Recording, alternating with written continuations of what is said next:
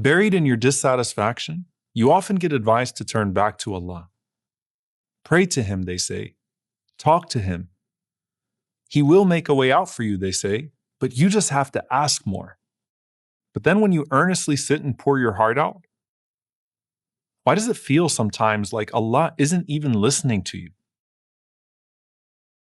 Why isn't your dua getting answered? Are you even worthy of being heard?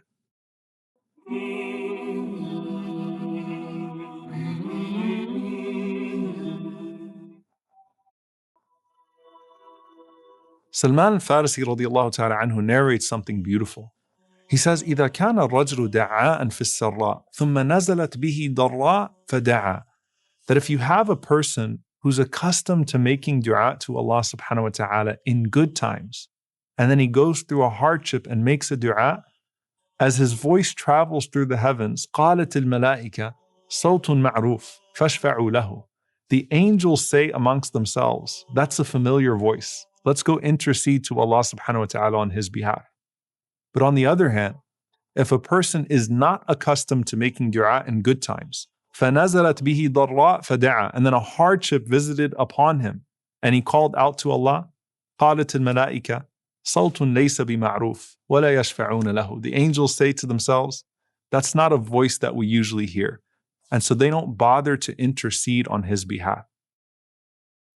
I want you to ask yourself, how often does your voice travel through the heavens? Is it only when your world starts falling apart? Maybe the best thing you can get out of dua and hardship is a relationship with Allah that isn't dependent upon hardship in the first place. When Ibrahim alayhi salam had his hardest moment, he spoke of his Lord as an intimate friend that he already knew, and with such confidence he said, Inna Rabbi lasami'ud du'a. Without a doubt, my Lord always hears my du'as. And when Zakaria alayhi salam calls out to his Lord, he says, Walam akum bi du'a'ika Rabbi shaqiya. You've never disappointed me before with my du'a, O my Lord. And you would think hearing that Zakaria alayhi salam was a rich man with lots of palaces and children. But he was a carpenter in his 90s, living a very simple life, while he and his wife never were able to have children. And with that, he says, you've never let me down, O Allah. But how can that apply to you? You've taken your steps towards Allah. You've made dua with sincere hopes that it's going to be answered.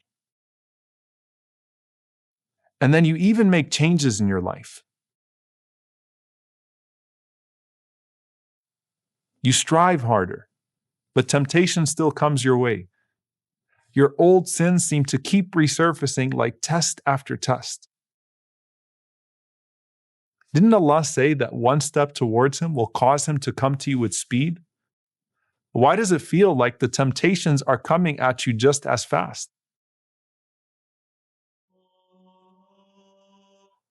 And when you continue to try to not be deflated and make reaching out to Him a part of your regular routine, sometimes your hardships seem to be endless.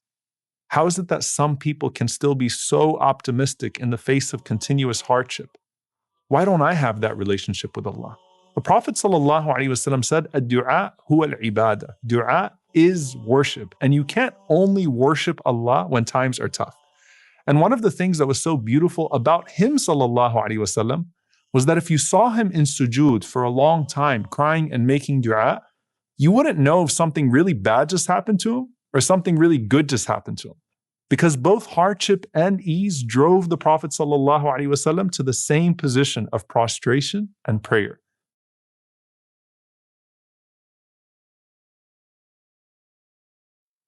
But for the rest of us, sometimes Allah prescribes the bitter medicine of hardship so that perhaps we can wake up and perceive the very purpose of our existence.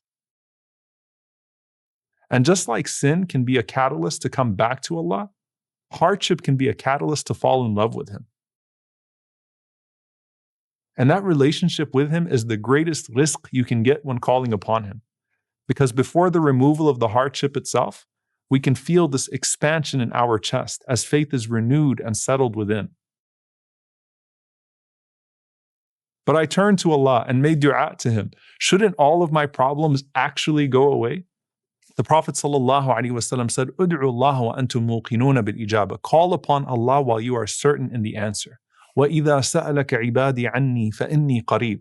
And when my servant asks about me, I am close. I respond to the call of the caller when he calls upon me.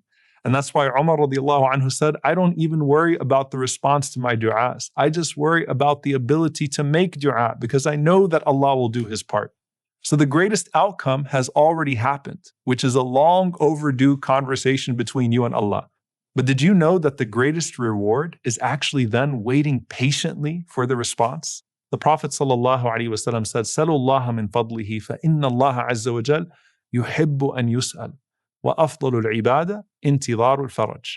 He said, ask Allah for His bounties as Allah loves to be asked. And amongst the best acts of worship is to patiently wait in expectation of relief. This as opposed to the person who the Prophet ﷺ said, Allah will answer until they say, Da'utu fada'utu falam yustajab li. I prayed and He didn't answer me. Don't kill your dua by losing hope, because that dua from your human heart can literally change the world. The Prophet ﷺ said, La yaruddu al-qada illa ad-du'a, wa la yazidu fil umr illa al-birr.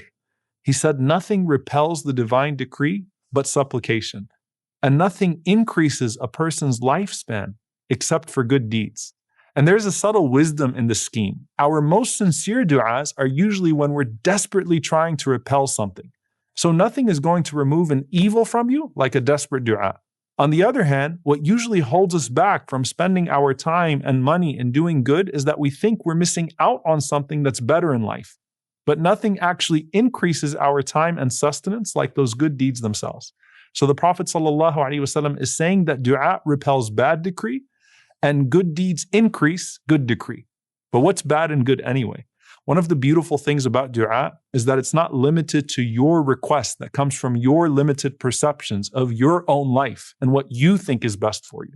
So Allah doesn't answer you in the way that you want, but He always answers you in the way that you need. The Prophet ﷺ said that Allah can answer in one of three ways. He can answer your dua by quickly fulfilling your supplication, or He can store it for you in the hereafter, or He can remove an equivalent evil to it. So He can respond to your dua about passing an exam by averting a calamity that could have claimed one of your loved ones. He can respond to your dua for a job interview by giving you an even better job. He can respond to your dua for cure with unimaginable rewards in the next life that would make you wish that He never answered a dua for you in this dunya. But you can't sincerely call upon Allah to change an outcome unless you're willing to give up your own false sense of control. Or even worse, the sins that are blocking your du'as. Ibrahim ibn Adham rahimahullah was once asked, what is wrong with us that we make du'a and we receive no answer? And Ibrahim responded, he says, it is because you know Allah and you do not obey Him. You know the Messenger and you do not follow Him. You know the Qur'an and you do not act according to it. You eat from the blessings of Allah and you do not thank Him for it. You know paradise and you do not seek it. You know hellfire and you do not flee from it. You know the shaitan and you do not fight him. Instead, you follow him. You know death and you do not prepare for it. You bury the dead and you do not learn from it. You ignore your faults and you busy yourself with the faults of others. لا تطالب ربك بتأخر مطلبك ولكن طالب نفسك بتأخر أدبك. Do not press claims against your Lord because your request has been delayed. Instead, press claims against yourself for lacking in your behavior. If we can lift the barriers to Allah's mercy, then we can open ourselves up to the possibilities of our dua. Dua is the strongest means that delivers on your deepest needs, your highest ambitions, and your wildest dreams. Every dua is either taking you somewhere or taking you away from something. So when you see the people whose struggles seem tougher than yours and wonder about how they still double down in sincerity, try to emulate that connection and remember that you are calling upon a Lord even more merciful to you than your parents, who knows even better than you what is best for you.